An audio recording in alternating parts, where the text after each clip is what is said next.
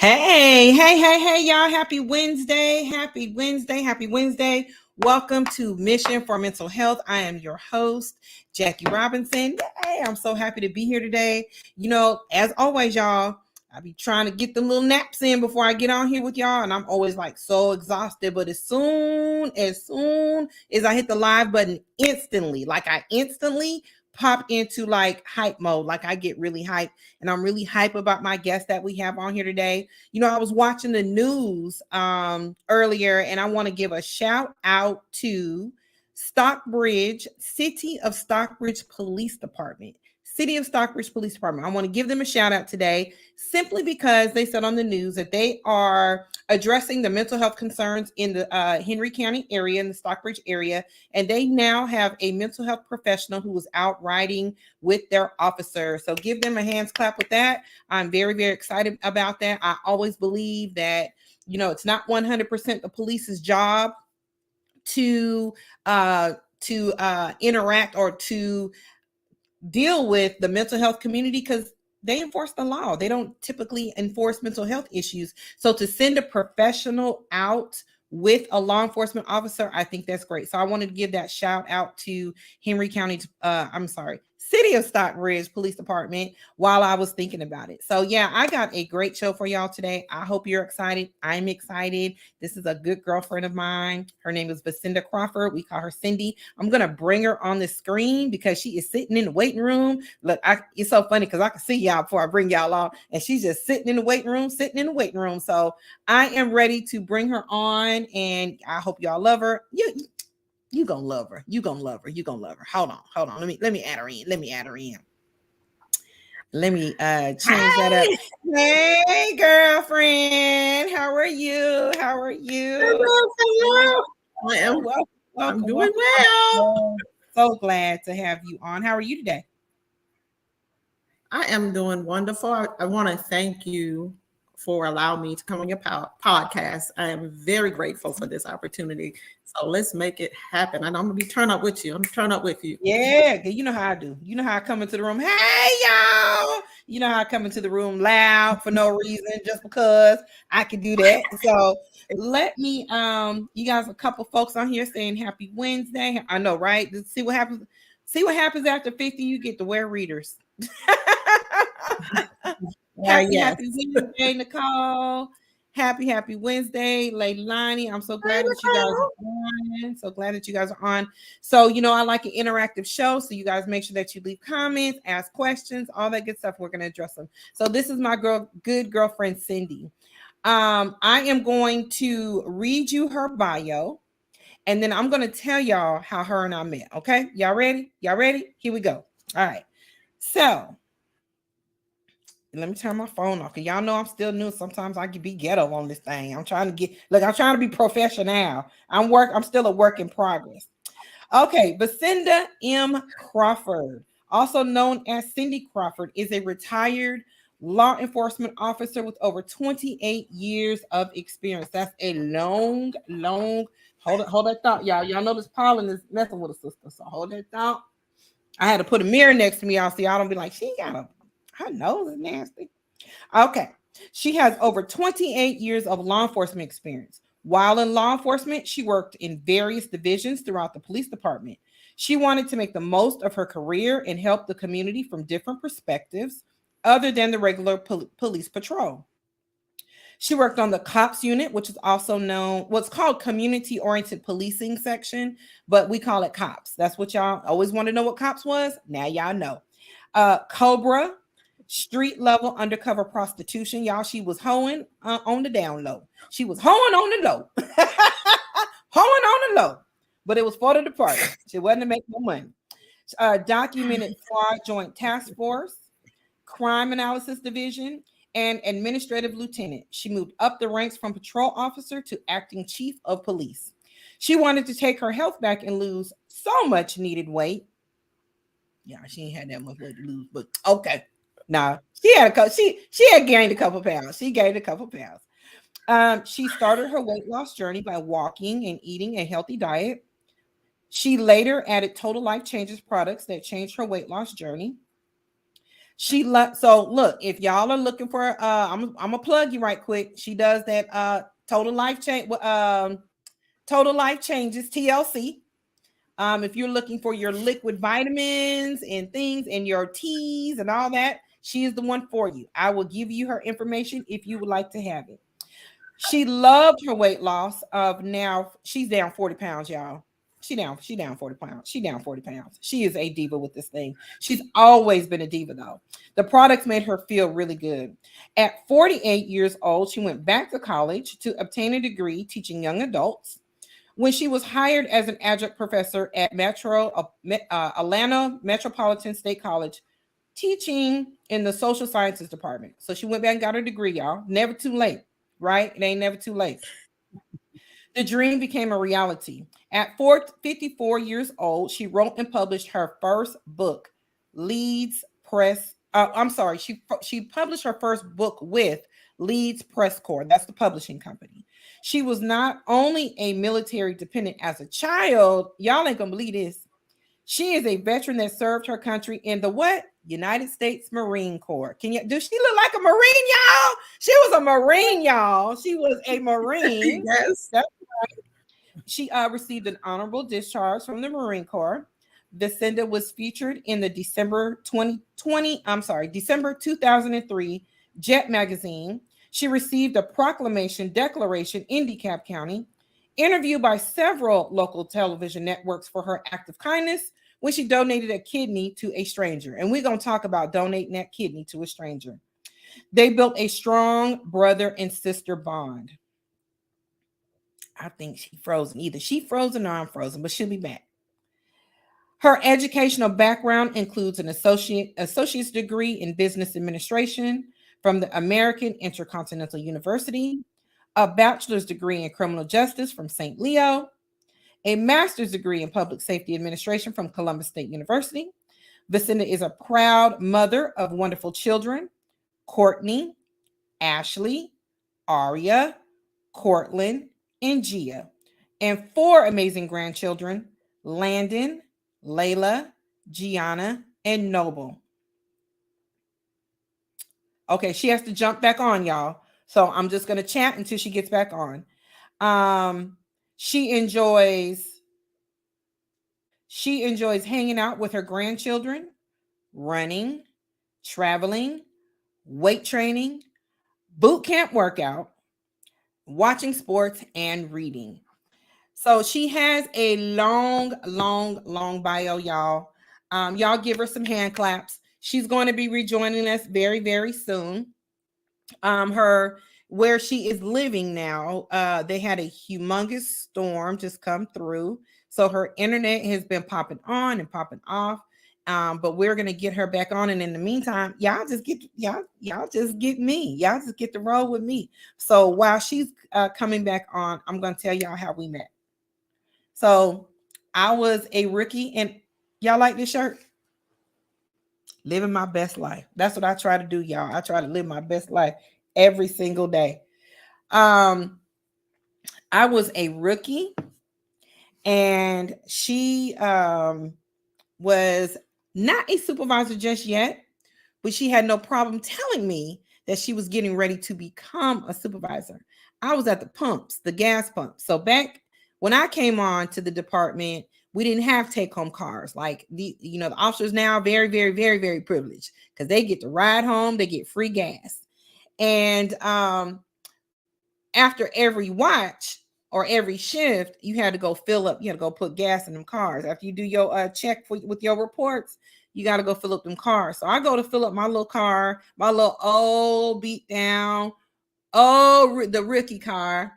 And I see her at the pumps, but she ain't in no rookie car. She in a fancy car. And that's because she was working narcotics vice at the time. And that was my first time seeing her. I was like, oh my gosh, there are Black girls that work here. And she told me that she is getting ready to be a sergeant. And so she did become a sergeant, and she said, she just texted me out. She says her internet. So hold on. She thinks she's going to try to log on with her phone. And so she did become a sergeant. And yeah, so that's how her and I first met. You know, she is the kind of person who's extremely, extremely giving. Y'all give me 2 seconds.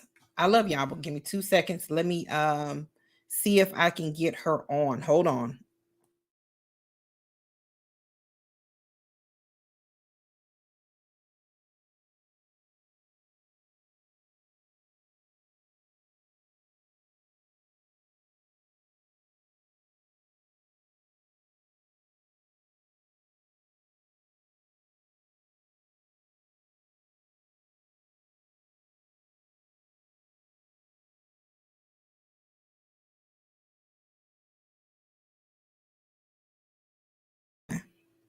It might be the whole area because I heard something go pop.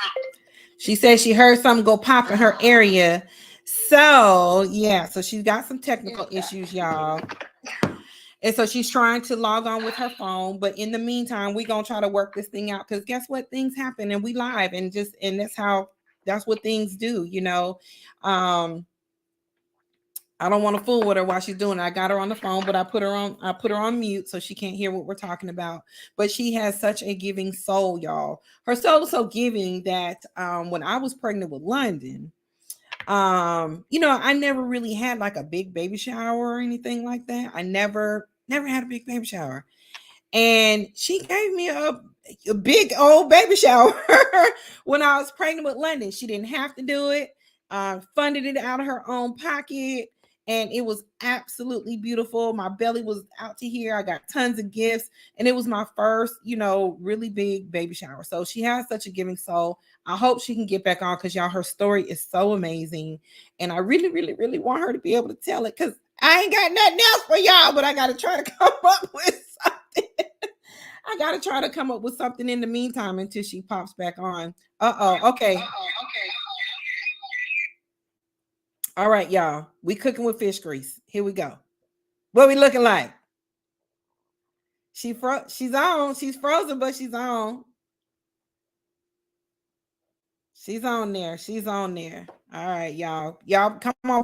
I need them prayer warriors. Let's get this thing going. It's only an hour. Come on, prayer warriors. You know how the enemy tries to come in when people are trying to heal. You know, healing is in the conversations, y'all. You know, I say it every week.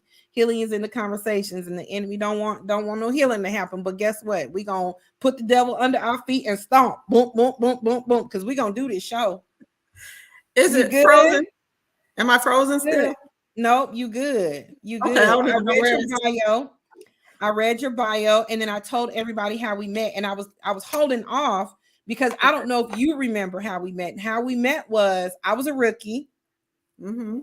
I was a rookie, and you weren't. And I was telling them about how after every shift, you know, those of us that was on patrol, and I was in the rookie car, the old gray car, and how after every shift, how we have to go get gas. So we were at the pumps, and you were at the pumps too. And I was like, oh my God, Black girls do work here, right? So you introduced yourself to me, and I was telling them you weren't in no rookie car. You weren't even in no police car. You was in some kind of car. Because I believe you were working narcotics at the time. I think you were working narcotics at the time. Yes, I was a detective. Okay. Well, you went in your car didn't look like my car. I know that. And then you told me, you said, I'm getting ready to be a sergeant. And I was like, oh, okay. I was in Homeland Security. Yeah, I was about to say, I know that you weren't working. You didn't have no police car like I had a car, and you had a good car. I ain't had no good car.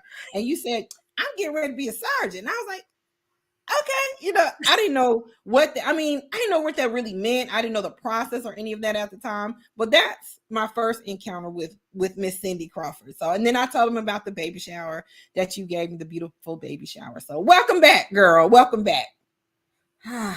Can't keep a good woman down.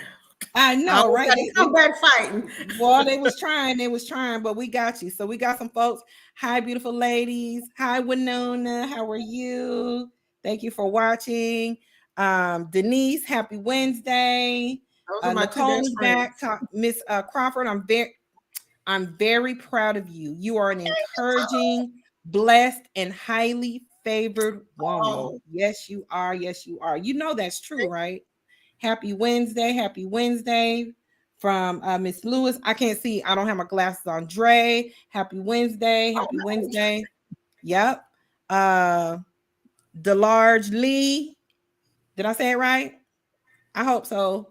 Happy Wednesday. Happy Wednesday. And he said, good evening, Cindy. And true, we're back. So let's just jump in. Okay. Since we had our issues. This is a mental health show.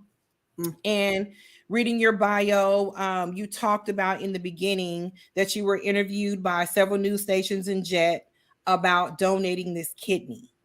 Can you tell us about how this kidney situation came about?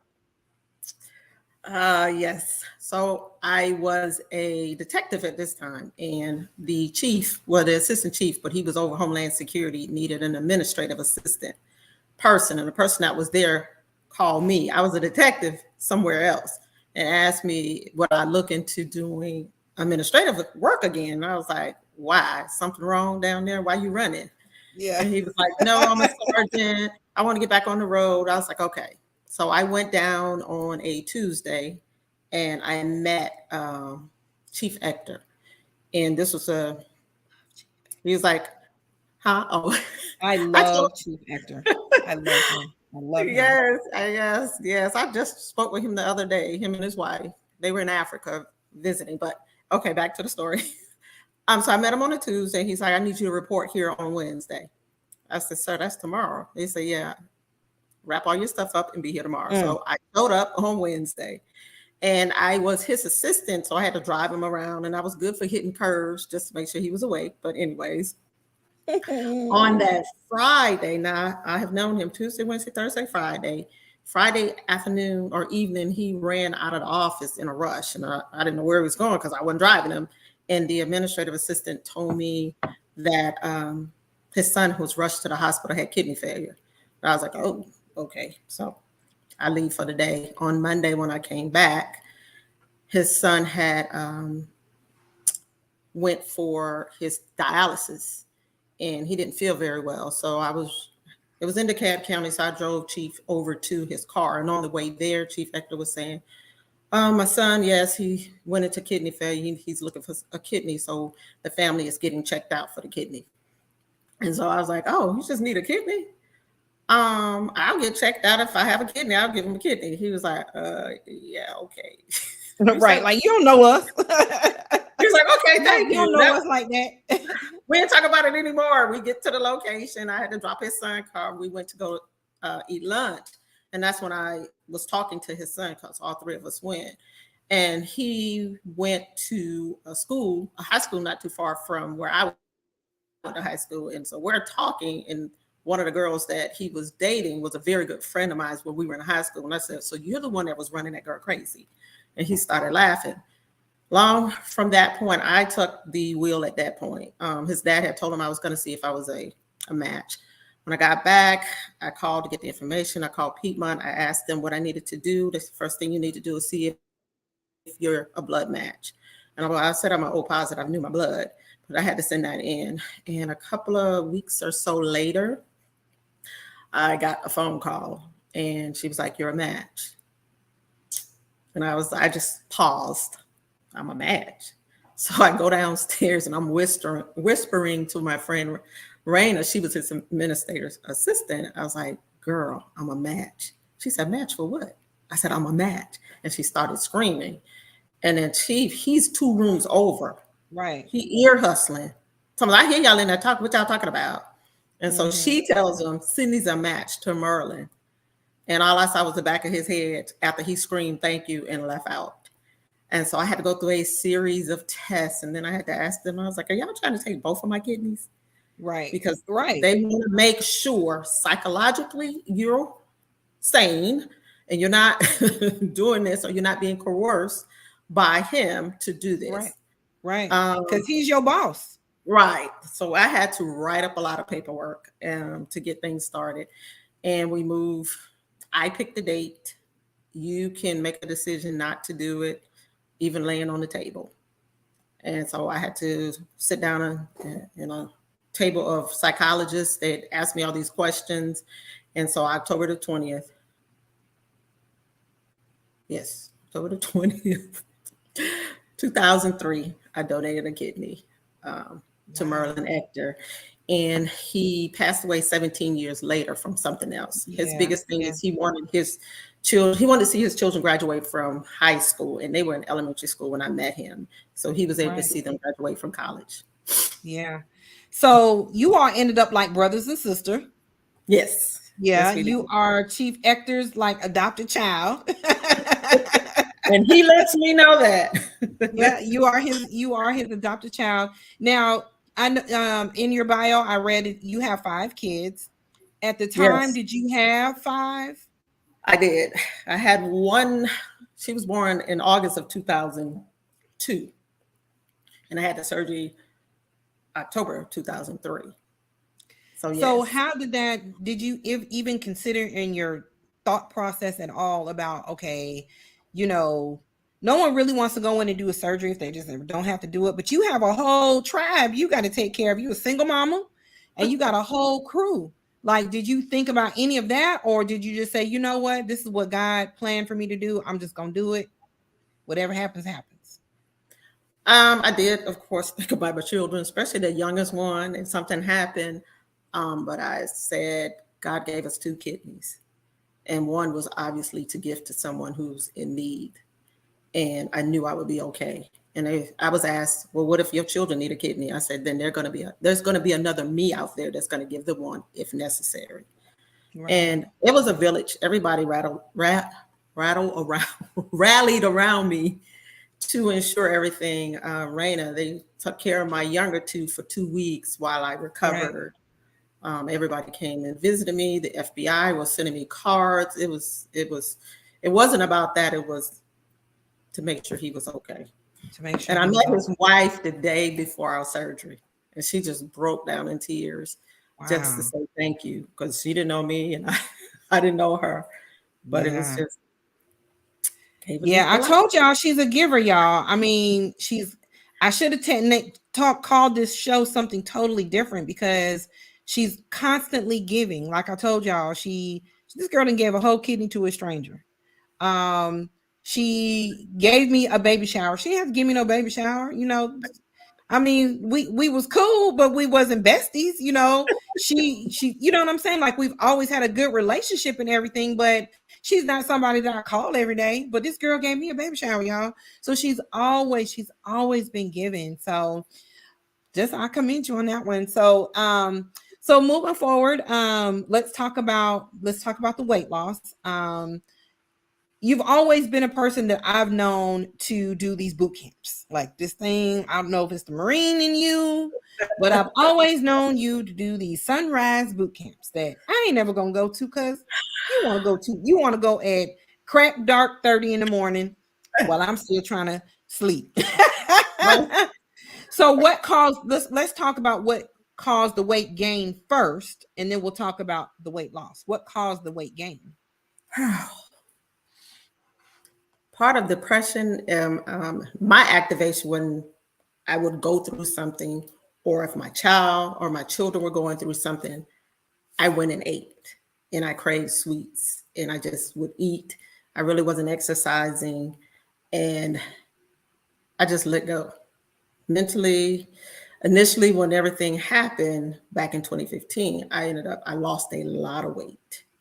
And then as things transpired up to 2017, I went into the just eating. And other people was like, you really wasn't that big. But in my mindset, I had gained a lot of weight.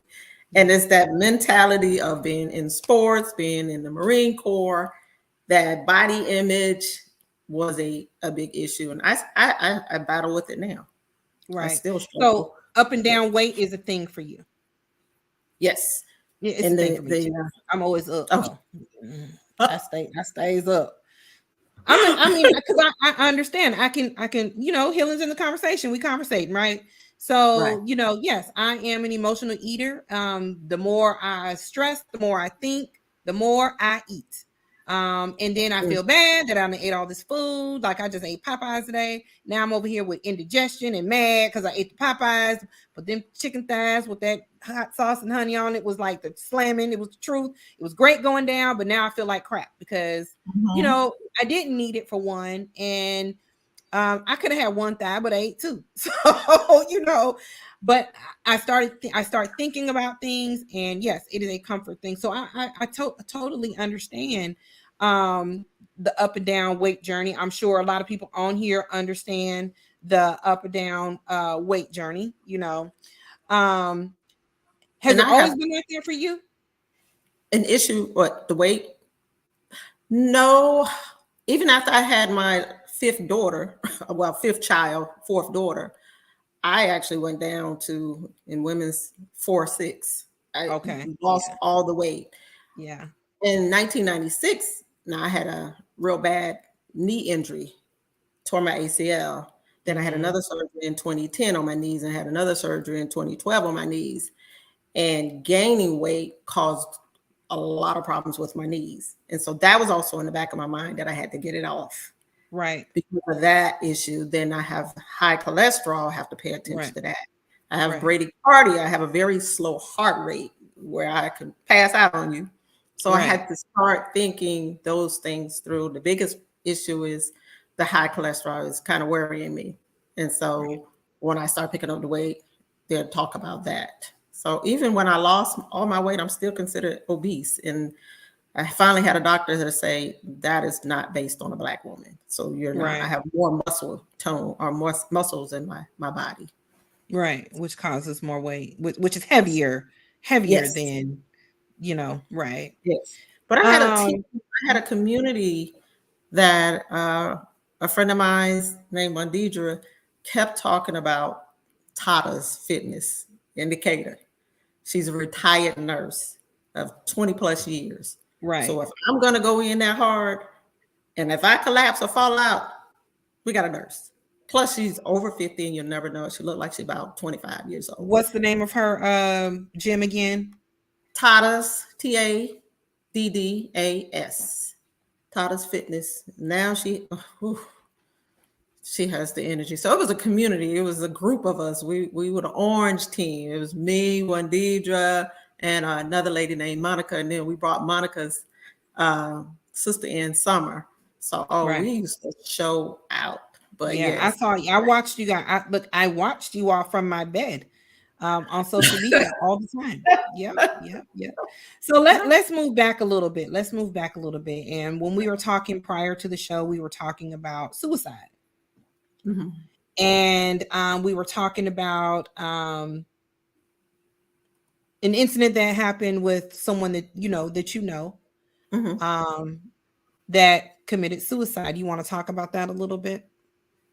Now this was he was a police officer, and I can remember conversations that we had because we were friends at first. Because there was several officers that were committing suicide within the county, and he made a statement. I love myself too much to even kill myself, and we just kind of laughed it off to that. So that was after we had became friends, but at that point we had a daughter together, and that was all up and down.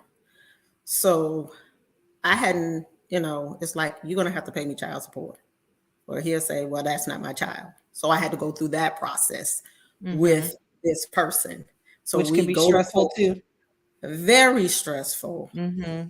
Showing up at court with her right there by me, and he walks right past. She looked just like him.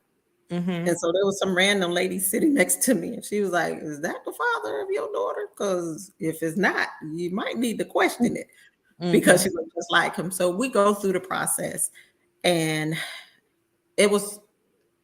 we got to the point where the last court we had, I went in. I didn't have to be there, but I wanted to be there. And I went in, I told the judge, because he had another daughter. I said, I want the same amount of money that she's getting, because they were trying to give me about twice as much as she was getting because he made more money at that time. I said, I didn't need that. I wanted it to equal what his other daughter was getting. You don't have to give me more. And so at that point, that was it. We were done. He was appreciative. He wanted to be in her life. Well, 2 weeks, I believe, after that, the paperwork came to his house. At this point, he had another child with his fiance. The paperwork came in. He found out later he had been drinking heavily. He had abandonment issues. He was adopted, closed adoption, didn't know his biological parents, and he was fighting abandonment because he used to always say, "You're going to leave me, you're going to leave me." And I was like, what are you talking about? So he had that of being, I guess this particular day, the papers came, he had been drinking and had gotten into an argument with his fiance at that time. And I believe at that point she was saying she was going to leave him, and he beat her physically really, really bad. And she ran out, screaming, left her child, went to go get help, found a friend that lived nearby, went back to the house. And she just, I just want my baby. I just want my baby. So he handed the baby to her and then slammed the door. And fast forward through that, he was in there held hostage. They had called some more administrators to come out there. Wow. I had gotten a phone call and they kept asking me, do you know who to call? Well, I knew his best friend's phone number.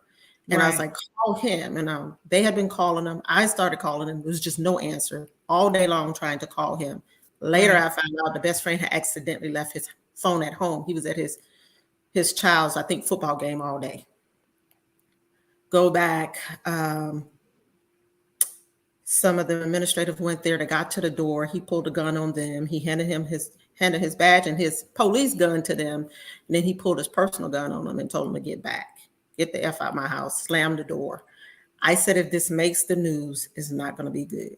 Because he always talked about not wanting to be embarrassed or do something to embarrass him. And I remember seeing a fire truck coming because I had to go to the store. Turns out he had shot himself in the head around 6 something right after. I didn't think the story was going to air, but it aired right at the end of the news. And there was a police officer that told me years later that he remembered hearing what he thought was a gunshot, but they were doing some construction over there. And then Annette was the actual one that called me to check on me, but she let me know what had happened. Mm-hmm. So she stayed on the phone with me. That trauma, I kept blaming myself. I was going to ask you, do you feel any type of responsibility? And I know how I've heard the story. I haven't heard your version because you and I never talked about it, and I never thought it would be appropriate to ask about it. And I've heard stories, so I know how cold people can be, and blamish. If she wouldn't have did this, if she wouldn't have did that. But that's not necessarily true. We can't stop people from doing what people, are gonna do. You know what I'm saying? So yeah, that was my question. Did you feel responsible at all for him killing himself? Well, I did it first. I was like, well, what if I didn't ask for the child support? But he was at peace now. He was stressed out because of the amount initially. But his lawyer told him, based on my conversation and my testimony, it was lowered. He could well take care of that. That wasn't even an issue. He's made that statement to someone before all of that had transpired. It was the drinking, the abandonment, because I ended up speaking to his stepfather about it. And it was way more than just me. But I did take that for a long time. Like, what if I just didn't ask? I knew how to work more. I could just work more part-time jobs and take care of myself. He would have came around. Something to that effect is where I would. And a lot of people was like, Cindy, you can't do that.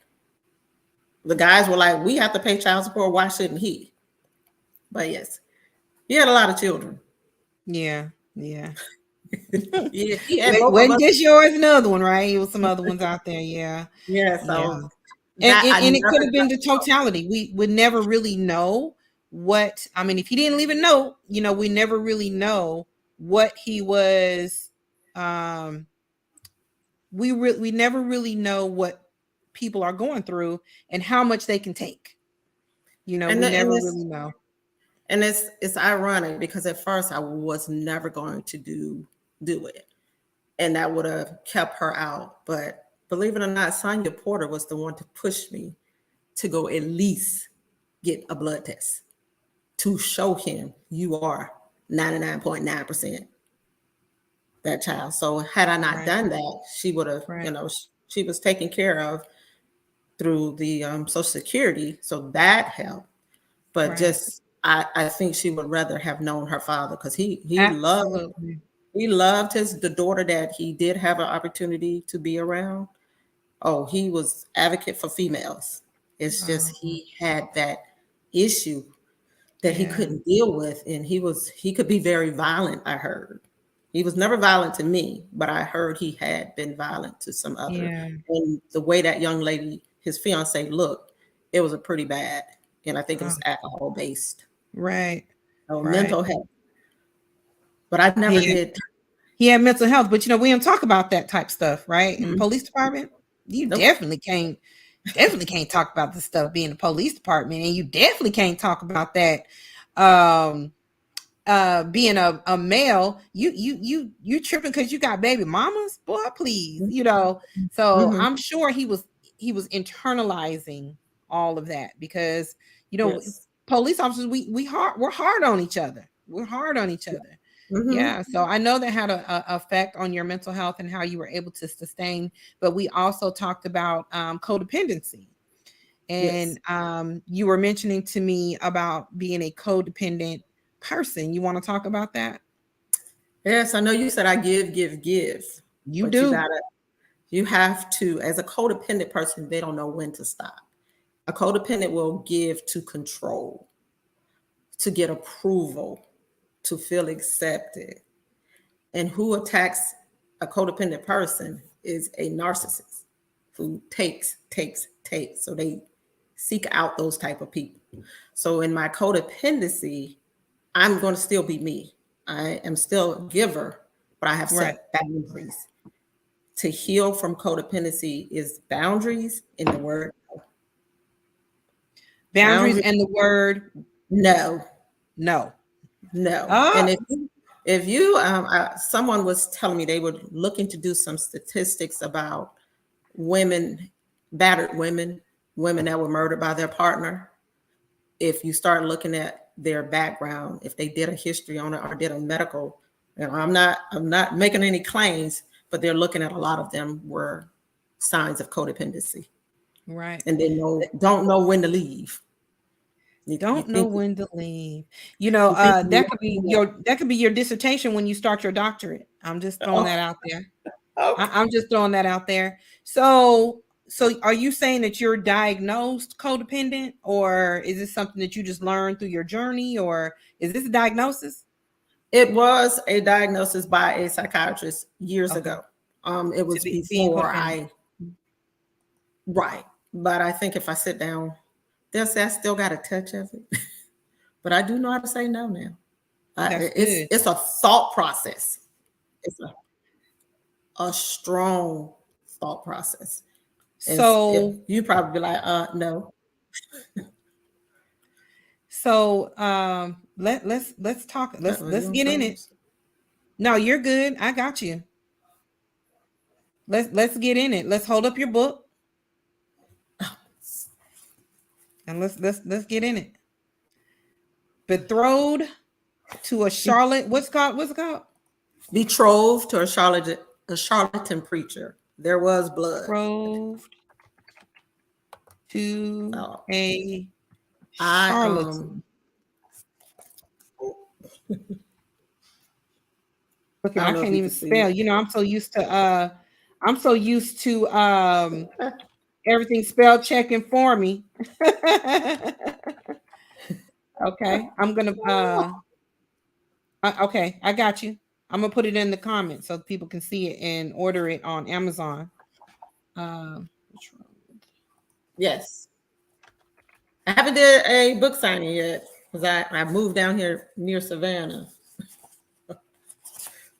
All right, so let's talk about Betrothed to a Charlatan Preacher.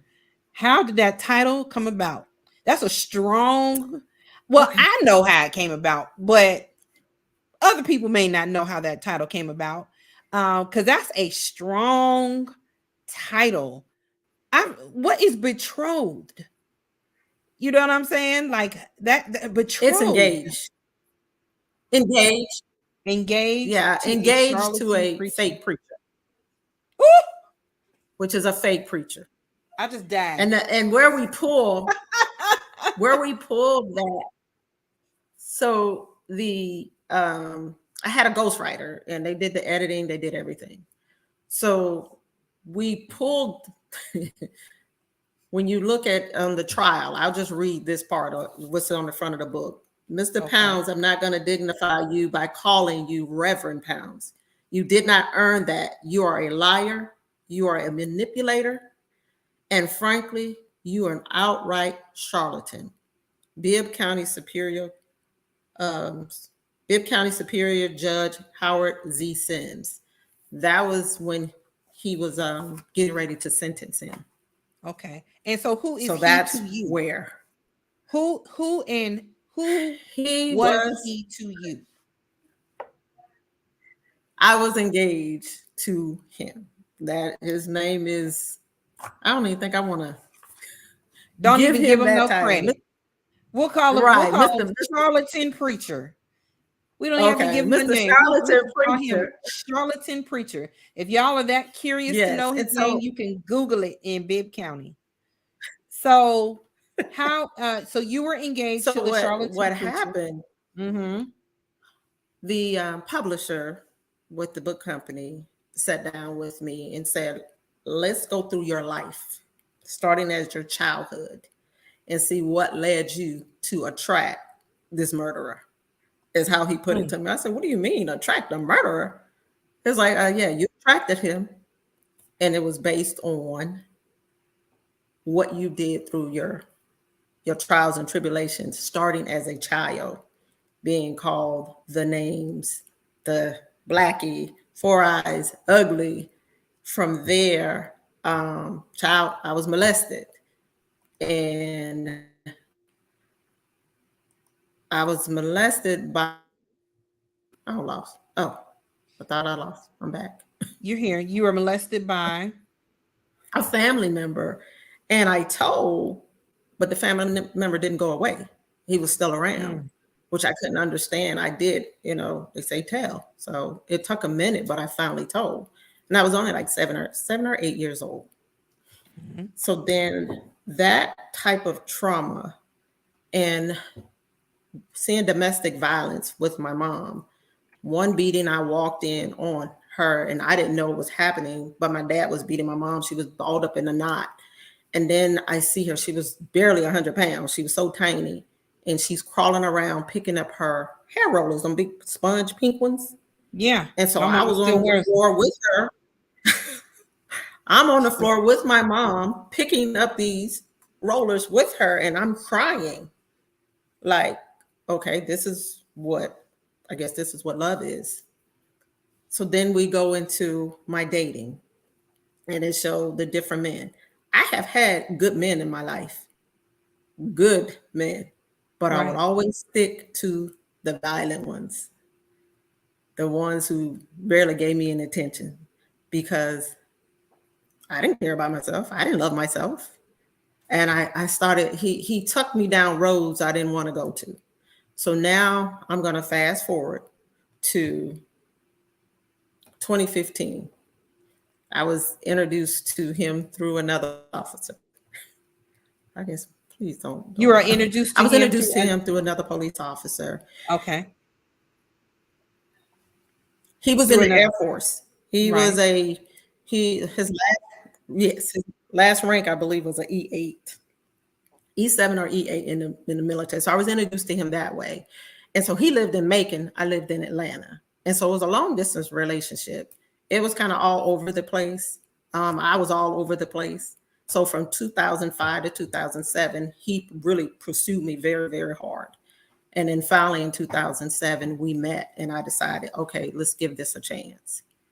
And I saw all these signs. But by the time I realized what was going on, I was too invested mentally. Yeah. He would gaslight me a lot. I can see it now. He would gaslight me. I didn't even put in half the things that I went through with this person. And then he's put me in front of other women that he were introduced to me as friends because he was a preacher. He's up there on the pulpit preaching. I didn't even know he was a preacher for several months before. And at that point, we don't have sex. So you up there preaching about not having premarital sex, but we already have done this. So I didn't know he was a preacher. And when I found out, I was sick to my stomach, but I was so in love. My codependency got even worse with him. Mm-hmm. And being codependent, my children suffered. So women, you're going to start seeing that later on, your choices of what you did through your children. And I've seen the suffering and seeing them trying to heal themselves. Right. As I tried to heal myself. So walking to that day, because I know we're getting near the end. You good, that day girl. On June. If they love you, they'll stay on. June. They'll stay on. You good. That day healing is in the conversations for me. So May 31st. You take what you need. Mm-hmm. Okay.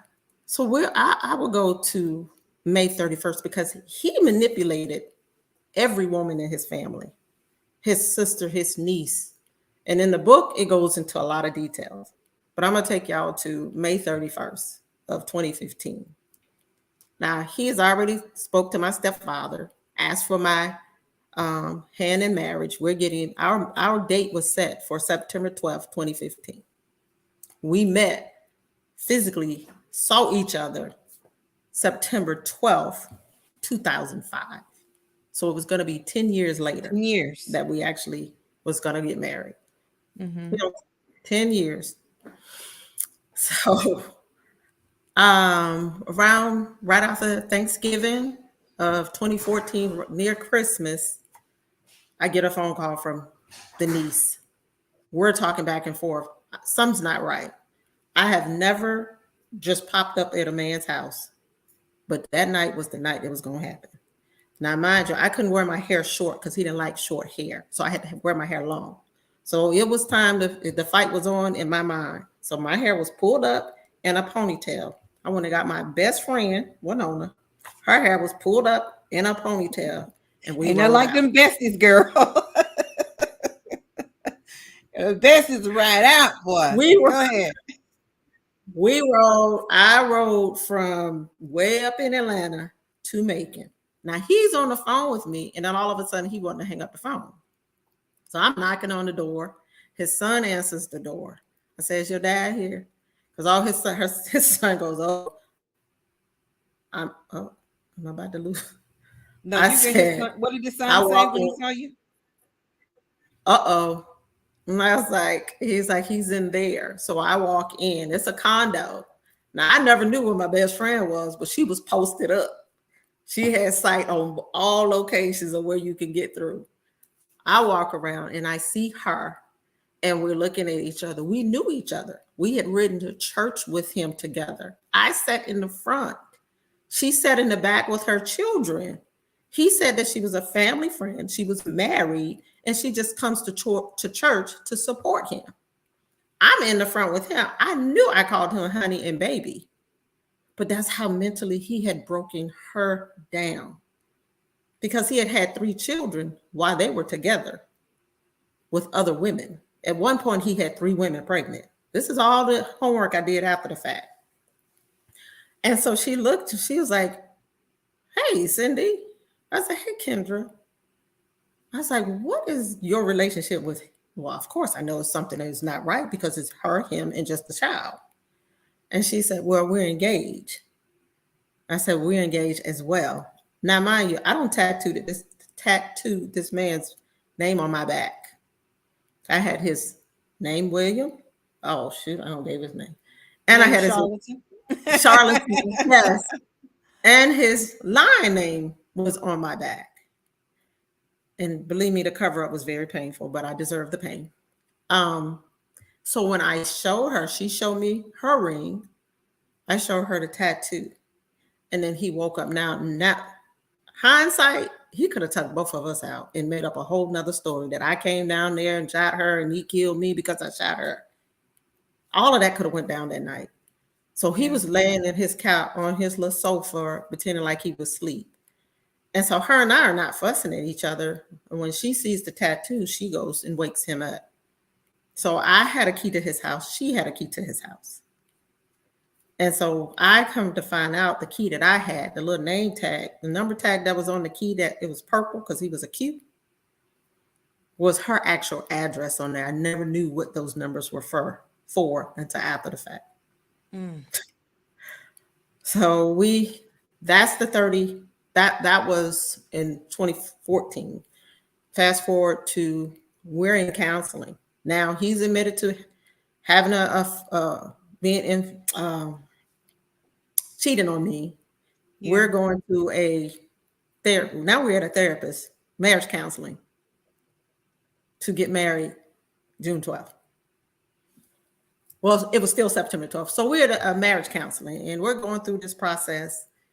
And then it gets really, really deep in between January to June 12th. Y'all got to read that in the book. It's really, really deep. Yeah. So May 31st was Pastor Appreciation. His sister had called me to ask me if I was going, because I was going to church with him every other Sunday because of the travel. And I was like, oh, I forgot, he had called me because his father had dropped dead back in March. And he was all upset about that. So I was like, okay, I'll come. I told her that I'm just going to come because I should be there.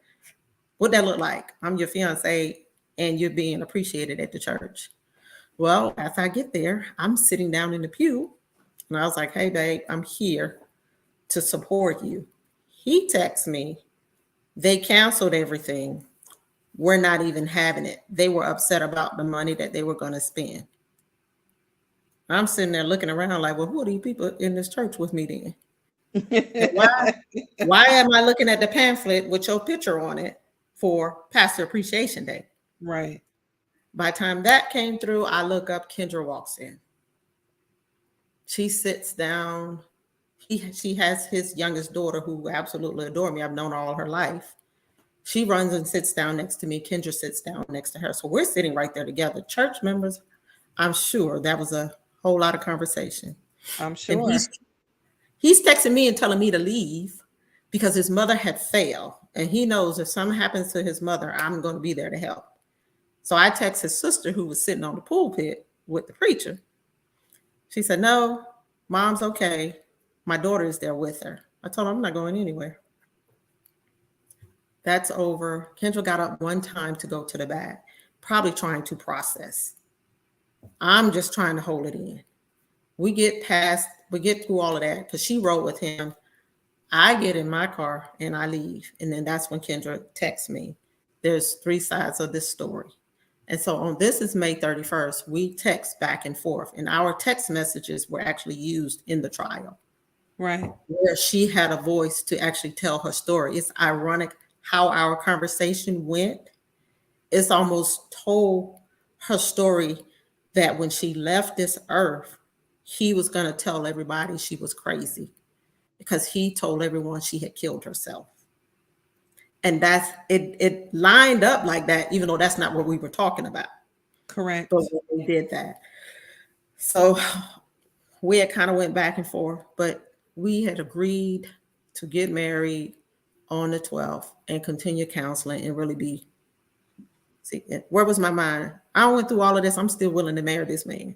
That's how a codependent and attached and in love with him, but not myself. In love with him. With him. All of this happened. I get he was supposed to have been out of town preaching. He played the whole thing up because I lost my aunt, my mom's oldest sister. So I was out of town and we're discussing this. Then I had in-service at the police department. I was supposed to pick him up from Hartsfield and we were going to drive down. And I didn't think we were going to make it in time, but if we didn't, we were going to just do it another day. But my mind is the 12th. So when he called me at 1:06 a.m., my mind, where I go, oh, he's surprising me. He came home early. So we will make it in time. I don't have to pick him up from the airport. That's in my brain. He tells me Kendra just shot herself in his bedroom. In my head, I'm like, what? Weren't you in Dallas? But I guess you made it home in time. I don't know where my mind was. What do? Pack up my stuff, wake up my daughter, gotta leave, call my best friend Winona. This is like 1, 2 o'clock in the morning. Here I am going down to support him because he witnessed her killing herself. Why am I going? And you're gonna be the supportive of the fiance. And you got this woman in your house. In your bedroom. Yeah. And home.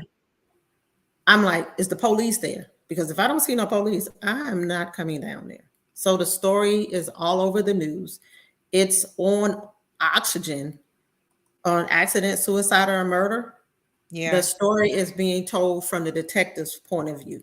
Correct. But it focuses on her murder, not necessarily. Yeah. Yes. On Oxygen. If you all want to watch it, I saw it. It's on Oxygen. Season 3, episode 2. Now, let me tell you how broken I was. All this don't happen. I'm a lieutenant with the police department.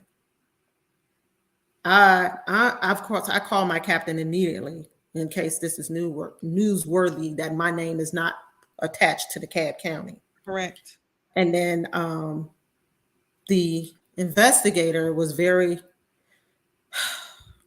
caring to make sure my name did not get out there. So I'm a victim. Of course, they did all the checks and balances to make sure I wasn't involved. Where was I at? You could tell with my phone being, I don't know what this, I didn't know anything this stuff was happening. But yes, you'll see the story on that, on the show. But I went back to him. I believed she had killed herself because my mind was so distraught that I didn't want to live anymore. The embarrassment to my family, the embarrassment to the department. Correct. I started floating. I stopped eating, just going through this. And then I knew I started college in August. 2 or 3 weeks later, I had to start college. So at that point, I had to focus everything there. Now, I got straight A's. So from the beginning of my bachelor's degree to the end, right before I finished my last class, I was called, I had to testify in the trial. But I went back. And God, this is where I know he was working because I still wasn't seeing it. This is where my healing had to start through the pain. Because I went back. I supported him. He injured himself. I took care of him, took him to the doctor's appointments, through the surgery. I truly believe at that point, not based on her, but it was based on me because I was so close to wanting to just end it all. Yeah. But that one, my daughter, whose father did that, I was not about to do that to her. So I had to fight through it. So then it gets a little deeper. Yeah.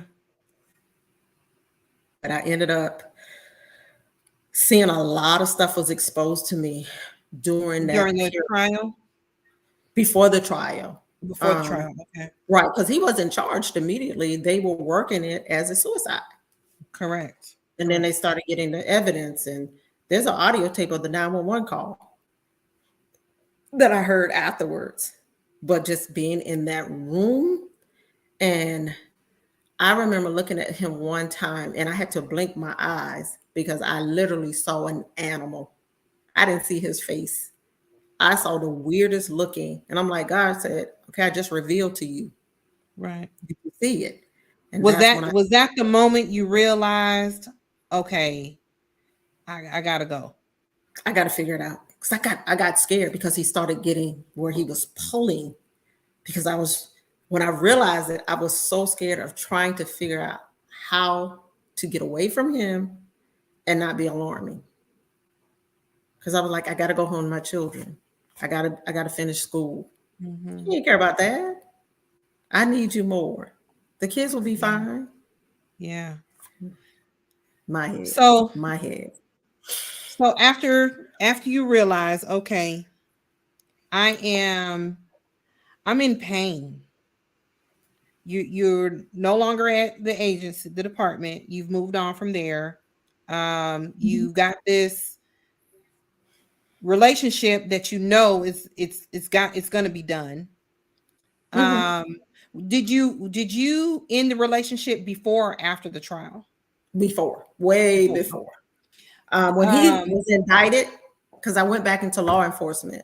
When he was indicted, I was able to find the policy that says that you cannot be associated with anyone while they're indicted or something to that effect. So I sent that to his family to leave me alone. But it was, he would email me. He was sending me letters. Every letter he sent me, I scanned it and I sent it to the detectives. But that's when they realized, once they knew, okay, she's gone, the ring is gone, everything, they showed me, they started talking to me differently. I got pulled. They wanted to send me a subpoena. I said, no, I'll come down and I'll talk to them. But everybody has started seeing and open their eyes. His team, I think his, not team, but it got a little detail. It's more that you're going to see actually in the trial. Right. But he had a lot of support initially. But the day of the trial, there was 4 people on his side, and it was really for them to be nosy. Yeah. To make sure wanted to believe, because that's a letdown, not just for you, but for his church. These people that are following him in the church as well. And his children. And his children. Yes, 6. 6 children. She had 3, Kendra, 3 that are, without their mom. Then you have his children, and then even your children, if they built some kind of relationship with them too, right? So now that we have experienced all this hurt, all this pain, all this disappointment, you are still, wanting to help, wanting to be codependent, and you're realizing, okay, this is some bullshit. I got to let all this go. This got to go. What did you do to start the healing? How, y'all, and I know we're a little past our time, but just if you could just hang on with me a little bit longer. How did you move past the healing? I mean, how did you begin the healing? What happened? What did you do? Kaiser, diagnosed major depression. I'm sitting in a room with 9 other people. Not only my depression was so bad that I had to go into group intense therapy. I had to go 3 times a week. And if you missed the week or day, you had to make it up. You had to complete the program. And you had to have a good excuse not to be there. And I literally cried so many tears. I was like, I'm so tired of crying. But I cried 3 or 4 days straight. My eyes were swollen so bad. And just talking through what other people, they had us. It's an experience that I appreciated, because they told me, you just think it's just from this incident. She went back all the way to my childhood. Yeah. Through the suicide, through the trauma of child molestation. She went through everything. I was in therapy because I lost my job. So I didn't have access to her for a minute. Then I went and got the exact same insurance. So from 2015 up until I went back to Kaiser again. So I was in therapy while I was at the college. Right. So yeah, I did about 5 or 6 years of therapy. Yes. And I was released. She was like, honey, you are beyond healed. So I was going through with her as I was writing the book, because she kept telling me, write a book, kept telling me to write a book. Yeah.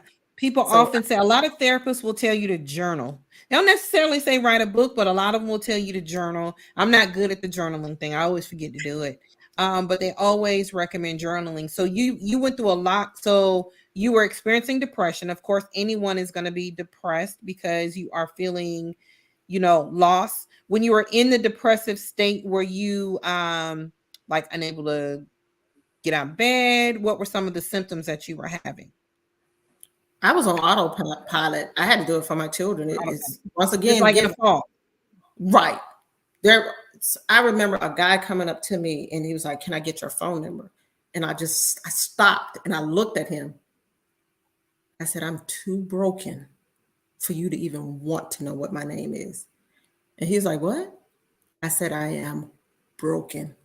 He said, "You know what, sister? I'm going to pray for you. I appreciate you. At least you could admit it." Yeah. And so that was the healing, that I was not afraid to say that. Yeah. I accepted what was going on, but I didn't want to eat. I had to push myself through school. I had to push myself through trying to be something for my children, but I know I wasn't there. Right. I know I wasn't there. People would see me smiling, but I was broken on the inside. It was a lot. I could go to my therapist and break down. Right. Then eventually meditation, joining a coaching group.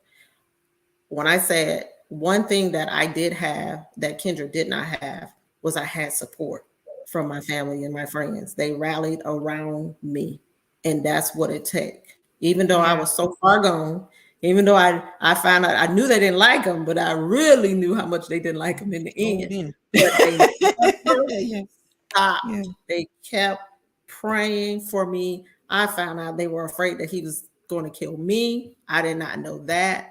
Though I do remember he put this 30-pound weight up above me on some type of flimsy thing that if he would have touched it, it would have fell and crushed my head.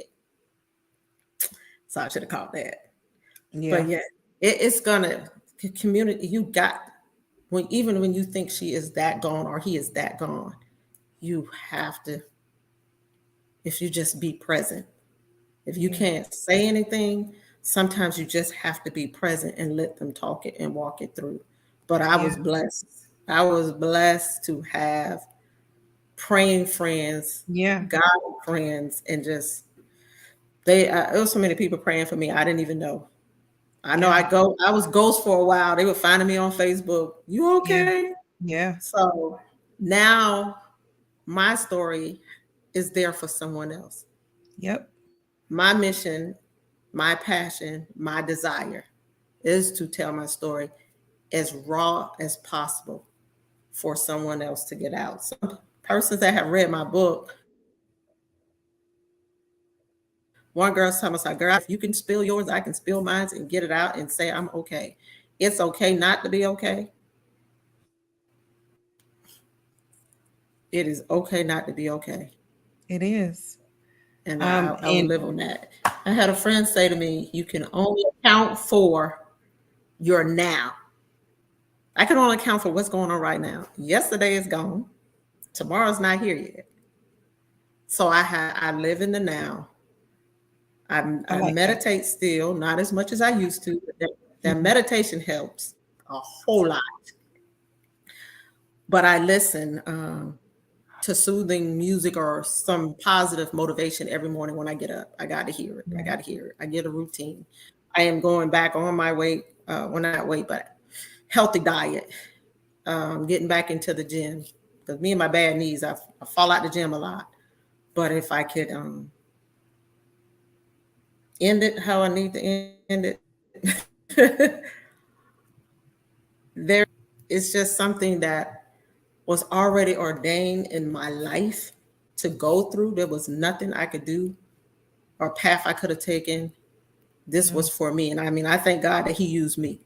I am very thankful because he knew the strength. And one of my favorite songs is The Soul of a Woman by Johnny Gill.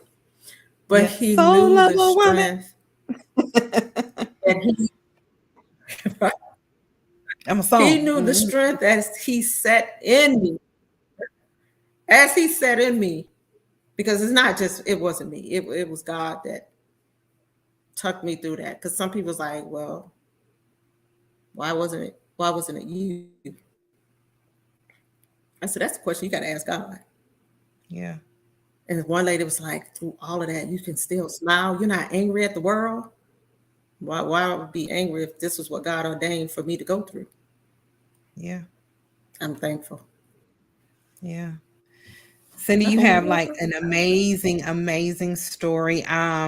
You all need to get her book, Betrothed by a Charlatan Preacher.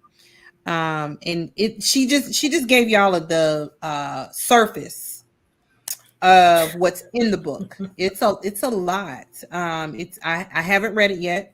Y'all know I'm an audio person. Until she put it on an audio book. I need an I'm audio working book, on baby. that. Believe it or not. So Yes, your I need an radio told audio. me. Need an audio. Okay. Um, Okay. the the work that you have done, it's radiant. It's infectious. I have watched you through this entire. I met you in 2005 at the pumps, as a becoming a new sergeant. That's how I met you. I have watched your journey this entire time. Um, you know, it's a blessing that you have the village that you have, because I've seen you with that village the entire time I've known you. And that's just the portion that I know, because then people worked with us. So I know that village. But I've watched you grow. I've watched all of this. I've watched this amazing transformation. I remember when I first heard this story, I was like, my God, I don't know. Do you text somebody? Do you call somebody? I sent a text because I didn't know what to do. Um, but I felt your pain. I felt this girl's about to be broken, because I knew how she loved this Joker. I knew. But not just with him. I mean, it's been a lot of situations in different relationships and different things and um, incidences that has happened in your life, testimony, things that you can testify to. But I've watched you grow, and I always knew that you would be on top, because you were always found a way to put yourself on top. So I am always praying for you, my friend, because you were there for a sister. You threw a sister a baby. Y'all, she threw me a baby shower, y'all. I had never got so many gifts in my life with all them kids. Y'all know I got 5 kids. I ain't never got that many gifts before from no baby shower. She had men coming through my baby shower with strollers and everything. Like, my baby shower was lit. You remember that? They came through with them strollers, man. The team came through for a sister. So she's always had a giving heart, and I hope you still continue to have a giving heart. That this situation didn't harden it, but I do understand the boundaries and saying no. And from looking at all the comments on here, people are saying that they can heal from your story. There's a lot of women like us out here. There's a lot of yous out here. There's a lot of people that go through things in relationships and are broken and don't come back. But if you all look at Cindy, y'all see she didn't bounce back, right? Y'all see she done left us out here in Atlanta. She done bounced back. She keeps her hair fly. She, got her face. She's always been beautiful. So she's gonna bounce back. And so, people, I want you to understand, and I want you to see that it's possible. You don't have to stay broken. She did the work. She did the work. It's not an easy thing. You got to be willing to do the work to heal. If you want to heal, you can. You see, she said 5 years. 5 years. So you got to be willing to do the work and get unstuck and make life better for you. Let me throw these last comments up here. Thank you for telling your story. You know who that is. Oh, you know who that is? Oh, okay. Me either. But she gave you some heart, whoever she is or he is. It's awesome. Meditation is your chance to listen to God and not talk. Sometimes we just need to be still and be quiet. God is so good. You are absolutely correct. correct Renee.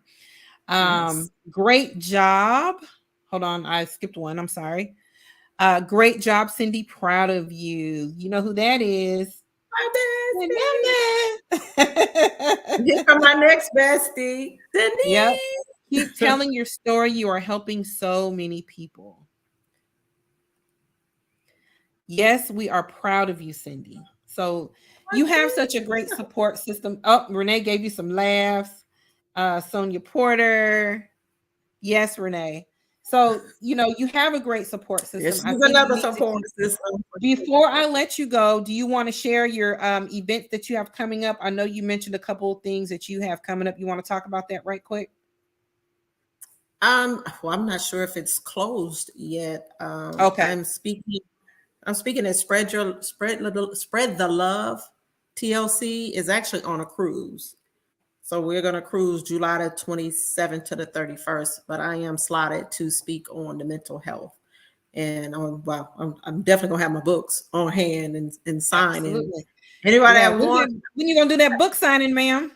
it's coming very Gotta get that book soon. signing. Gotta I get know that book signing. More because I want to fire start. said proud of you. Oh, okay. Hand claps. So yeah, so this was great. And I do appreciate you so much for giving me an hour and some change of your time and sharing your story. I so appreciate it. Thank you so much for Thank saying you. yes to me. Y'all, I'm trying to grow this thing, right? I'm really trying to um, build this thing up. I really want people to know that mental health is here, it exists. Hmm. None of us are exempt from it, but we don't have to live unhappy with it. Like, we can be successful, we can live great lives, we can be happy with mental health, right? All we got to do is work on it. So my goal is to share. This is why I created this platform. I believe healing is in the conversations. You are always going to hear me say it. I got that from my podcast mentor Ursula, who will be on next week.